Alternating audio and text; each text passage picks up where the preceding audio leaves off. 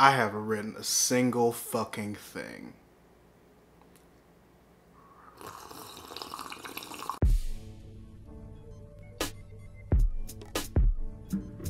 Hey readers, it's November, which means it's National Novel Writing Month, which means it's Readus Rites time.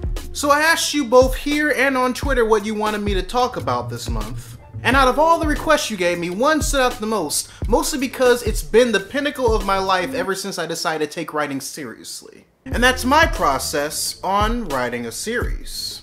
Now with my process on how to write a series, I've noticed that there are two different ways in how I go about it. The first one I like to call, ooh, this could be a thing. I call it that because, well, let's just say you have an idea for a story. You come up with a plot, you come up with some bomb-ass characters, and you kind of want to see where they go once you finish writing the initial story that you're putting them in. Basically, you start off with the intent of doing a one-shot, but then you later find out that there's more stories to tell, specifically with these characters and this scenario. Maybe this scenario. Who knows? I'm not in your head.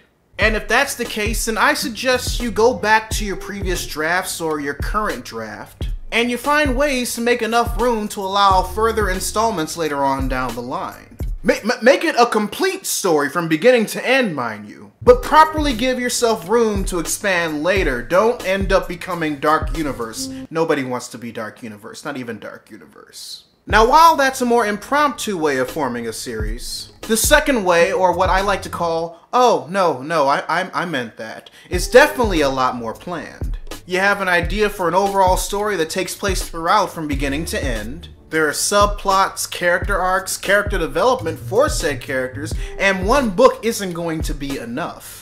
Writing a series this way specifically will give you plenty of room to experiment with character development, and give your potential readers a chance to grow with your characters, kind of like Harry Potter. That way the progression of both the story and the characters inside it feel more natural, as opposed to way number one being more impromptu. It makes them feel like this was all part of the plan, as opposed to, I mean, I guess I can do another one. Which, in that case, you could also do a mix of the two. Which is pretty much the route that the Marvel Cinematic Universe is going, and what comic book companies have been doing for years. Honestly, as long as you're willing to put in the work to make everything coherent enough, either way works. But if you're looking for key points, just remember not to let the fact that you're turning this into a series affect the overall flow and narrative of the initial story for the first book at least. Use the fact that this is going to be a story now to not only help build and develop your characters, but also build a growing rapport with your readership. And don't be afraid to introduce new scenarios into the stories as you're expanding upon the world. Especially if this was a planned series from the get-go. Other than that, have fun and just write. Anyway, readers, your homework assignment for the day. Write in the comment section below what you prefer in your story writing, series or one-shots. Me personally, I can do one-shots and I challenge myself with them, but I'm more of a series type of guy.